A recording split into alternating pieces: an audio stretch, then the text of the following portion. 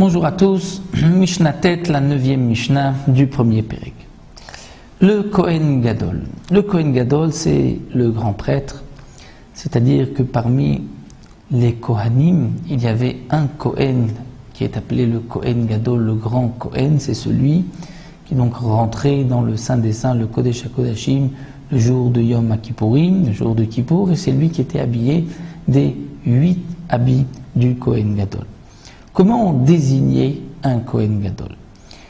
Comme c'est marqué dans la Torah, on devait oindre avec l'huile d'onction qu'a fabriqué Moshe Rabbeinu, qu'a préparé Moshe Rabbeinu, on devait oindre le Kohen Gadol et ainsi il était désigné Kohen Gadol. C'est Aaron, le frère de Moshe, Aaron à Kohen, qui a été le premier Kohen Gadol. Il a été oint par l'huile d'onction. Tous les Kohanim Gedolim, jusqu'à l'époque, près de la fin du premier Beth Amikdash, ont toujours été oints avec cette huile d'onction. Jusqu'au moment où le roi Yoshiyahu l'a enterré, l'a caché avec le Aaron HaKodesh. On était posé les kérouvim, les chérubins. Donc Yoshiyahu avait vu déjà la destruction, vous voyez arriver la destruction du Beth Amikdash, et il a caché dans un souterrain qui avait été préparé à l'avance par Shlomo HaMelech. Il a caché le Aaron HaKodesh où se trouvaient les Luchot HaBerit, les tables de la loi, et aussi cette petite fiole d'huile d'onction. Après donc l'époque de Yoshiyahu, après ce moment, le Kohen Gadol ne devenait Kohen Gadol, n'entrait en fonction que lorsqu'il portait les habits. C'est pour cela que nous allons voir qu'il y a une différence entre un Kohen Gadol qui a été nommé grâce à l'huile d'onction, qui est appelé donc Kohen Mashuach, qui a été oint, et un Kohen Gadol qui n'a pas reçu l'huile d'onction, mais qui est entré en fonction parce qu'il a porté les 8 habits. C'est ce qu'on appelle le Meroubé Begadim. Il a beaucoup d'habits, puisqu'un simple Kohen n'a que 4 habits. La différence entre un Kohen Gadol Mashuach et un Kohen Gadol Meroubé Begadim, puisque les deux sont Kohen Gadol, il s'agit juste d'époques différentes. Malgré tout, nous dit la Mishnah, il y a quand même une différence. En ben Kohen Mashuach beshem en Mishnah. Il y a comme différence entre le Kohen qui a été oint, Mashuach oint, comme le Mashiach, Mashiach Hashem, c'est-à-dire celui qui a été oint par Akadosh Baruch Hu. Mashuach, donc le Kohen qui a été oint beshem en Mishnah par l'huile d'onction, quelle est la différence avec celui qui est l'Imroubé Begadim, qui a porté les 8 habits?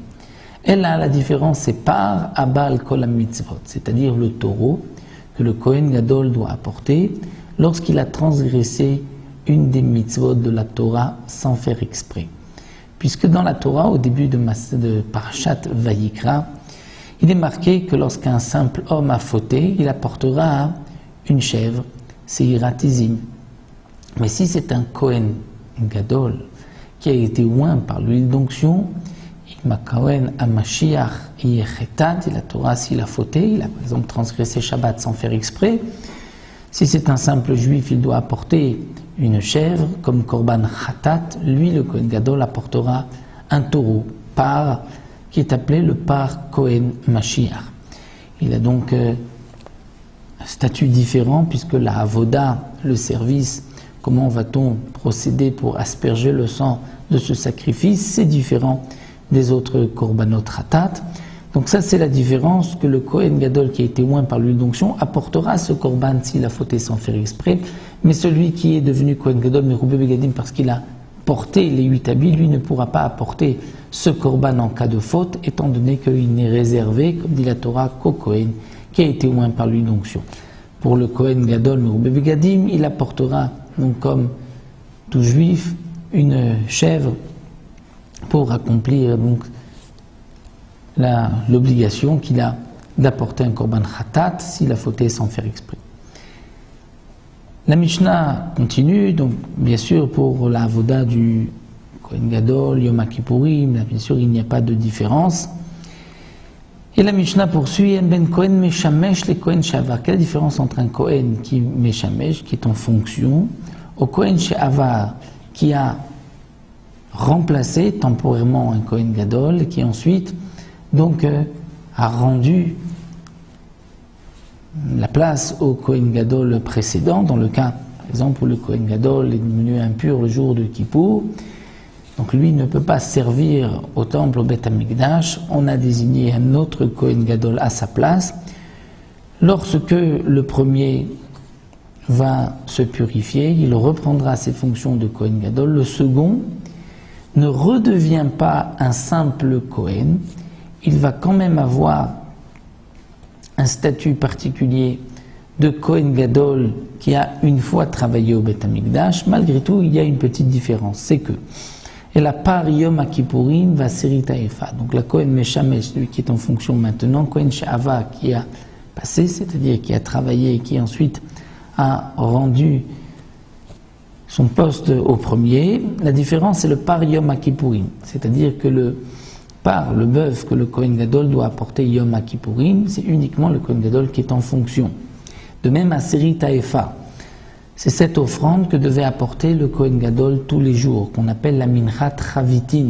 C'est Asirit un dixième de cette mesure de Efa que le Kohen Gadol devait apporter chaque jour.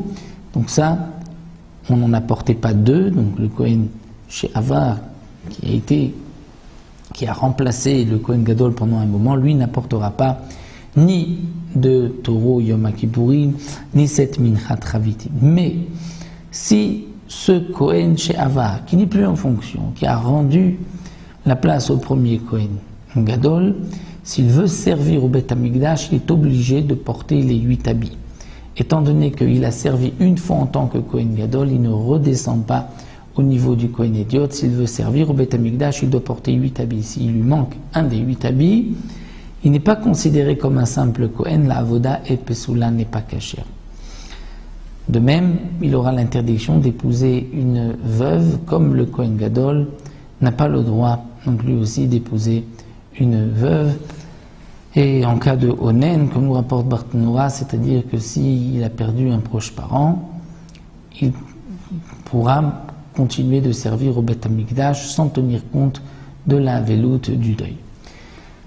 Aussi pour la 9e Mishnah, on se retrouvera dans la 10e Mishnah avec toujours les korbanot, s'il est Bama Gdola, Bama Ktana, c'est-à-dire pendant cette période où on faisait des sacrifices en dehors du Beth Amikdash, comme nous le verrons dans la 10e Mishnah.